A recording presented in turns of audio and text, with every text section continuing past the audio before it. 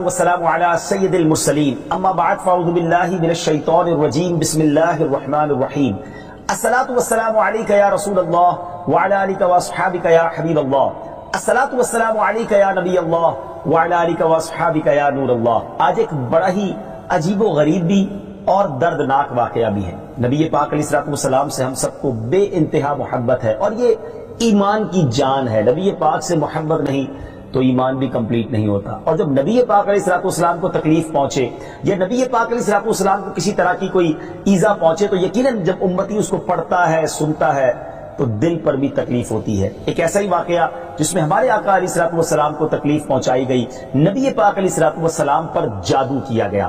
ناظرین، آج یہ واقعہ ہم سنیں گے اور یہ قرآنی واقعہ ہے اور اس کے ذریعے بہت ساری باتیں بھی سنیں گے۔ جادو کے بارے میں بڑے مسکنسیپشن ہیں لوگوں کے ذہنوں میں، اور سمجھتے ہیں کہ جادو توڑ کرنے کے لیے بڑے عجیب و غریب عمل کرنے پڑیں گے، بڑے گناہوں والے کام کرنے پڑیں گے، اللہ کی ناراضگی والے کام بھی لوگ کرنے کے لیے تیار ہو جاتے ہیں، حرام اور ناجائز کام کرنے کے لیے تیار ہو جاتے ہیں اور سمجھتے ہیں کہ اس سے جادو سے بچا جا سکے گا۔ البتہ جادو کروانے کے لیے بھی لوگ بڑے ہی ناجائز اور حرام کام کرتے ہیں جو کہ جہنم میں لے جانے والے کام ہوتے ہیں۔ اللہ مجھے اور آپ کو ہمیشہ جادو ٹونے آصف سے محفوظ رکھے، ہر قسم کی بلاؤں سے محفوظ رکھے، اور آج قرآن کے ذریعے سمجھیں گے کہ جادو کا علاج کیا ہے، جادو ہو جائے تو بچا کیسے جا سکتا ہے، اور نبی پاک علیہ السلام پر جب جادو ہوا تھا، جادو کرنے کی کوشش کی گئی تھی، اس کا نتیجہ کیا نکلا۔ ناظرین، توجہ کے ساتھ آپ نے سلسلے میں شامل رہنا ہے۔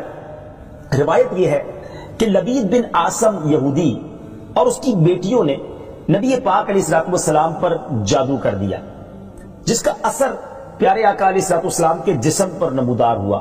طبیعت شریف جو ہے وہ کچھ ناساز ہونے لگی، آپ کے قلب، آپ کی عقل مبارک اور آپ کے اعتقادات پر کوئی اثر نہ ہوا، صحت مبارک پر تھوڑا سا اثر ہوا۔ چند روز بعد حضرت جبریل امین بارگاہ رسالت میں حاضر ہوئے اور عرض کی، یا رسول اللہ صلی اللہ علیہ وسلم، ایک یہودی نے آپ صلی اللہ علیہ وسلم پر جادو کر دیا ہے، اور جادو کا جو سامان ہے وہ فلاں کنویں میں ایک پتھر کے نیچے دبا ہوا ہے۔ سرور کائنات علیہ السلام نے حضرت علی مولا کائنات شیر خدا کرم اللہ تعالی وجہ الکریم کو بھیجا۔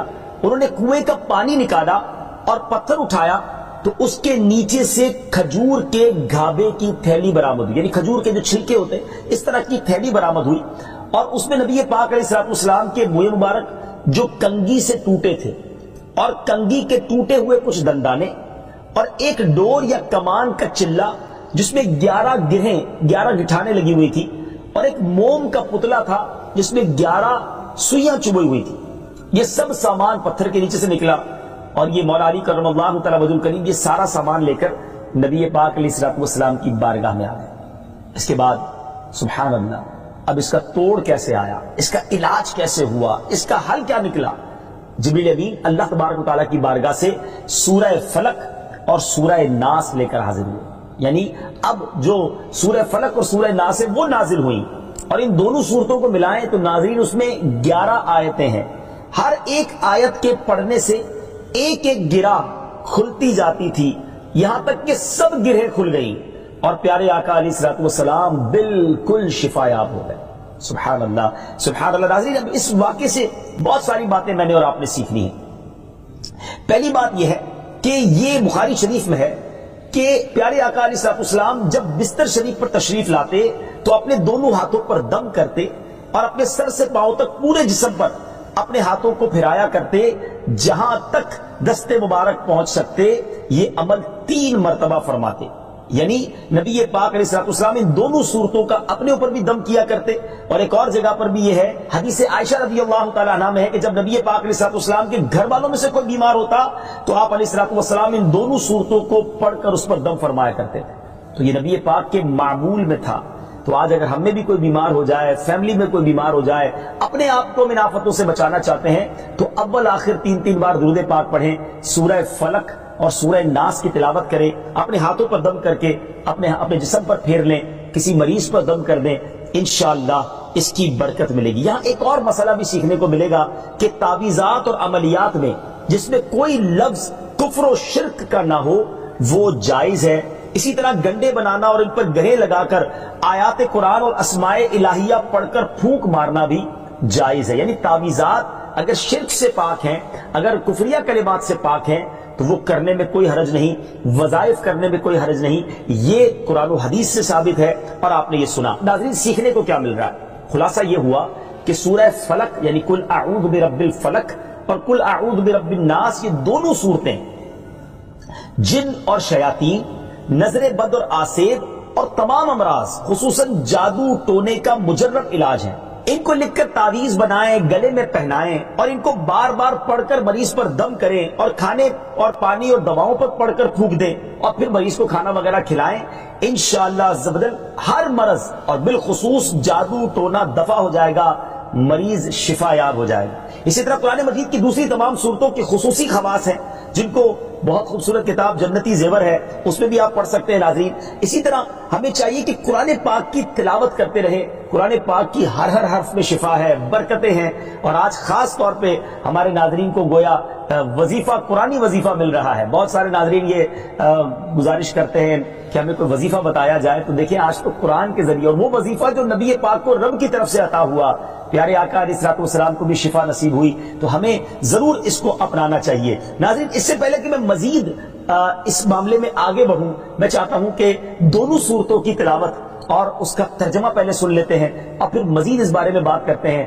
کہ اس حیرت انگیز واقعے سے مجھے اور آپ کو مزید کیا سیکھنے کو ملتا ہے۔ پہلے سورہ فلق کی تلاوت ہوگی، سورہ ناس کی تلاوت ہوگی۔ میں یہاں ایک اور بات بھی کہنا چاہوں گا، کچھ لوگ یہ کہتے ہیں جناب ہم وظیفہ کرتے ہیں اثر نہیں ہوتا، برکت نہیں ملتی۔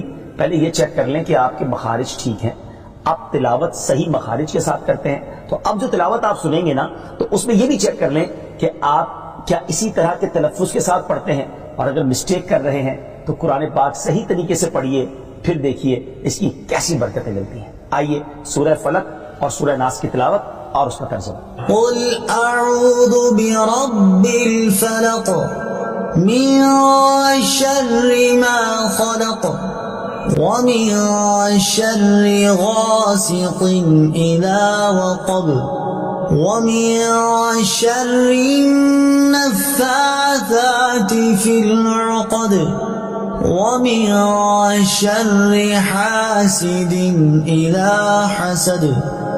تم فرماؤ میں اس کی پناہ لیتا ہوں جو صبح کا پیدا کرنے والا ہے، اس کی سب مخلوق کے شر سے اور اندھیری ڈالنے والے کے شر سے جب وہ ڈوبے، اور ان عورتوں کے شر سے جو گروہ میں پھونکتی ہیں، اور حسد والے کے شر سے جب وہ مجھ سے جلے۔ قل اعوذ برب الناس ملک الناس الہ الناس من شر الوسواس الخناس الذي يوسوس في صدور الناس من الجنة والناس۔ تم کہو میں اس کی پناہ میں آیا جو سب لوگوں کا رب، سب لوگوں کا بادشاہ، سب لوگوں کا خدا، اس کے شر سے جو دل میں برے خطرے ڈالے اور دبک رہے، وہ جو لوگوں کے دلوں میں وسوسے ڈالتے ہیں، جن اور آدمی۔ ناظرین سورہ فلق اور سورہ ناس کے بے شمار فضائل و برکات ہیں۔ ایک اور حدیث پاک سنیے، حضرت عبداللہ بن خبیب رضی اللہ تعالیٰ عنہ فرماتے ہیں کہ ہم پر ہلکی بارش ہوئی اور اس وقت اندھیرا چھایا ہوا تھا، اور ہم پیارے آقا علیہ الصلوۃ والسلام کا انتظار کر رہے تھے کہ وہ آ کر ہمیں نماز پڑھائیں۔ پھر نبی پاک علیہ الصلوۃ والسلام ہمیں نماز پڑھانے کے لیے تشریف لائے اور ارشاد فرمایا پڑھو۔ میں نے عرض کی کیا پڑھوں؟ ارشاد فرمایا صبح و شام 3 بار قل هو اللہ احد، قل اعوذ برب الفلق اور قل اعوذ برب الناس پڑھو، ان کی تلاوت کرنا تمہیں ہر بری چیز سے بچائے گا۔ چلیں ایک اور وظیفہ مل گیا، سورہ اخلاص کو بھی شامل کر رہے ہیں، تو صبح و شام پڑھیں تو انشاءاللہ بری آفتوں سے، مصیبتوں سے، جادو ٹونے سے، آسیب سے، ان طرح کی بلاؤں سے انشاءاللہ محفوظ رہیں گے۔ ناظرین یہاں کچھ مسائل بھی سیکھ لیتے ہیں۔ حضرت اسماء بنت امیس رضی اللہ تعالیٰ عنہ نے عرض کی یا رسول اللہ صلی اللہ تعالیٰ علیہ وسلم، جعفر کے بچوں کو جلد نظر ہوتی ہے، کیا مجھے اجازت ہے کہ ان کے لیے عمل کروں؟ نبی پاک علیہ الصلوۃ والسلام نے اجازت عطا فرمائی۔ تو سیکھنے کو یہ ملا کہ تعویذ اور عملیات جن میں کفر و شرک نہ ہو، کوئی کلمہ ناجائز نہ ہو، تو اس میں جو ہے وہ تعویذ کرنا، عمل کرنا جائز ہے، اور خاص کر وہ عمل جو آیات قرآنیہ سے کیے جائیں یا احادیث میں وارد ہوئے ہوں۔ اسی طرح چند مسائل بھی سیکھنے کو ملے۔ یہ دونوں صورتیں جو ہیں ان کے شان نزول سے ہمیں معلومات کیا ملتی ہیں۔ نمبر ایک، جادو اور اس کی تاثیر حق ہے۔ کچھ لوگ جادو کا انکار کر دیتے ہیں، یہ درست نہیں ہے۔ جادو اور اس کی تاثیر حق ہے کیونکہ قرآن میں اس کا ذکر ہے، اور نبی پاک علیہ الصلوۃ والسلام پر بھی آپ کی صحت مبارک پر اس کا اثر ہوا۔ نمبر دو، نبی کے جسم پر جادو کا اثر ہو سکتا ہے، جیسے تلوار، تیر اور نیزے کا بھی اثر ہوتا ہے۔ یہ شان نبوت کے خلاف نہیں ہے۔ ہاں، ایسا اثر نہیں ہو سکتا کہ جس سے نبوت کے متعلقہ امور میں خلل آ جائے۔ حضرت موسیٰ علیہ الصلوۃ والسلام کے مقابلے میں جادوگر بالآخر اس لیے فیل ہوئے کیونکہ وہاں جادو سے معجزے کا مقابلہ تھا، ورنہ حضرت موسیٰ علیہ الصلوۃ والسلام کے خیال پر بھی اس جادو نے اثر کیا کہ ان کو خیال ہوا کہ یہ لاٹھیاں، رسیاں چل رہی ہیں۔ نبی کریم علیہ الصلوۃ والسلام کے خیال پر بھی اسی طرح یہی اثر ہوا تھا۔ نمبر تین، جادو کو دور کرنے میں سورہ فلق اور سورہ ناس کو خصوصی تاثیر حاصل ہے۔ نمبر چار، جادو، ٹونے اور عملیات اور اثرات اور بیماریوں کو ختم کرنے کے لیے قرآن پاک کی صورتوں اور آیتوں کو استعمال کیا جا سکتا ہے، اور بخاری شریف میں سورہ فاتحہ کو اس مقصد کے لیے استعمال کرنے کا بیان موجود ہے۔ تو سورہ فاتحہ کو سورہ شفا بھی کہا جاتا ہے، تو یہ بھی شفا کے لیے بڑا مجرب اور بڑا پیارا وظیفہ ہے۔ ناظرین، یہ چند باتیں تو ہم نے اس واقعے کے متعلق سیکھی، سورہ فلق اور سورہ ناس کے کچھ فضائل بھی سنے۔ میں یہاں ایک اور بات بھی کرنا چاہتا ہوں کہ آج کل پرابلم یہ ہو گیا ہے کہ اتنے عاملین آ گئے ہیں، اتنے عمل کرنے والے لوگ آ گئے ہیں، اتنے بورڈ ہمارے شہروں اور وطن میں لگ جاتے ہیں کہ ایسا لگتا ہے ہر دوسرے آدمی پہ جن ہے یا اس پہ جادو ہو گیا ہے۔ خدا را جھوٹے عاملین سے اپنے آپ کو بچائیے۔ اگر جینے کی تمنا ہے تو کچھ پہچان پیدا کر۔ لوگوں کے گھر بک جاتے ہیں، لوگوں کی عزتیں پامال ہو جاتی ہیں، عجیب ماحول ہو گیا ہے۔ کچھ بد نصیب تو وہ ہیں جو کسی کو تباہ کرنے کے لیے جادو کروانے جاتے ہیں اور ہزاروں لاکھوں روپے خرچ کرتے ہیں، اور پھر بیچارے کچھ جب بیمار ہو جاتے ہیں تو اپنا بعض اوقات ڈاکٹری مسئلہ ہوتا ہے، وہ بھی کسی عامل کے ہتھے چڑھ جاتے ہیں اور وہ کہتا ہے جناب آپ کے گھر میں بہت برا عمل ہوا ہے، فلاں جگہ کوئی چیز دبی ہوئی ہے، اور اس کو اب سنبھالنے کے لیے، اس کو نکالنے کے لیے اتنے بکرے چاہیے، اتنے مرغے چاہیے، اتنے انڈے چاہیے، قبرستان میں یہ عمل کرنا ہوگا۔ اور پھر غریب آدمی اپنی چیزوں کو بیچ کر ہزاروں لاکھوں روپے دے دیتے ہیں اور خاندان کے خاندان ٹوٹ جاتے ہیں۔ ایسا نہ کریں، پلیز ایسا نہ کریں۔ بلکہ میں تو ان عاملین سے بھی گزارش کروں گا کہ حلال روزی کی طرف آئیں۔ دعوت اسلامی نے بڑا شاندار ایک انداز اختیار کیا، اللہ سلامت رکھے دعوت اسلامی کے مدنی ماحول کو۔ ناظرین، آپ سوچ رہے ہوں گے کہ پھر ہماری بیماریوں کے لیے ہم تعویذ کس سے لیں، ہم یہ وظائف کہاں سے لیں؟ آپ کی دعوت اسلامی ہے نا، الحمدللہ دعوت اسلامی کا ایک شعبہ ہے جس کا نام ہی مکتوبات و تعویذات عطاریہ ہے۔ اس میں آپ کو بغیر کسی فیس کے، جی ہاں بغیر کسی فیس کے، لاکھوں لاکھ تعویذ ہر مہینے ناظرین یہاں سے دیے جاتے ہیں، پوسٹ بھی کیے جاتے ہیں، کوریئر بھی کیے جاتے ہیں، اس کی بھی کوئی فیس نہیں لی جاتی۔ تو یہ تعویذات آپ دعوت اسلامی کے مرکز سے رابطہ کر کے لے لیجئے۔ آن لائن تعویذات کی سروس بھی موجود ہے۔ حالانکہ دعوت اسلامی کا اس ڈپارٹمنٹ پر لاکھوں کروڑوں روپے خرچ ہو رہا ہے، مگر اس لیے اس کو فری رکھا ہے تاکہ امت کے لیے آسانی ہو، دکھیاری امت جو ہے ان کے مسائل حل ہو جائیں، نہ جانے کس کی دعا لگ جائے اور ہمارا بیڑا پار ہو جائے۔ ہاں، اس میں یہ ضرور میں کہوں گا کہ وہ لوگ جو یہ پروگرام دیکھ رہے ہیں اور ان کو لگتا ہے کہ میں اس شعبے کو سپورٹ کروں، دعوت اسلامی جس شعبے میں خرچ کر رہی ہے اور نہ جانے کتنے دکھیارے مسلمانوں کی دعائیں لے رہی ہے، تو اگر آپ دعوت اسلامی کے شعبہ تعویذات عطاریہ میں سپورٹ کرنا چاہتے ہیں، اپنا ڈونیشن دینا چاہتے ہیں، تو بھی ہم سے رابطہ کر لیجئے۔ لیکن پلیز ان جھوٹے عاملوں سے اپنے آپ کو بچائیے۔ اور مجھے جو ناظرین سن رہے ہیں، ہر بندے پر جادو نہیں ہوتا، ہر بندے پر جن نہیں آ جاتا، ہر بات میں وسوسہ نہ لایا کریں، وظائف پڑھ لیا کریں۔ صبح شام یہ وظیفہ ہمیں نبی پاک نے دے دیا ہے، صبح گھر سے پڑھ کر نکلے، شام گھر پر آ کر سونے سے پہلے پڑھ لے، آیت الکرسی سونے سے پہلے پڑھ لے۔ اللہ نے چاہا خیر آپ کا مقدر رہے گی، اور مزید ضرورت ہو تو دعوت اسلامی کے اس شعبے سے رابطہ کر لیں۔ میں امید کرتا ہوں کہ آج کے اس واقعے سے ہمیں یہ سیکھنے کو ملا کہ قرآنی وظائف کی کیا اہمیت ہے، اور جائز وظائف کرنے میں، تعویذات کرنے میں کوئی حرج نہیں۔ آخری بات، نبی پاک علیہ الصلوۃ والسلام کو پتہ چل گیا، جبریل امین نے بتا دیا کہ جادو کس نے کیا، مگر نبی پاک علیہ الصلوۃ والسلام نے بدلہ نہیں لیا، سزا نہیں دی۔ اس لبید بن عاصم کو، اس کی جو بچیاں تھیں، جو بھی لوگ تھے جادو کرنے والے، سب کو معاف کر دیا۔ اللہ اکبر! انہیں پتہ چل جاتا تھا کہ کس نے ظلم کیا ہے، پھر بھی معاف فرماتے، اور ہم شک کی بنیاد پر بدلہ لے لیتے ہیں۔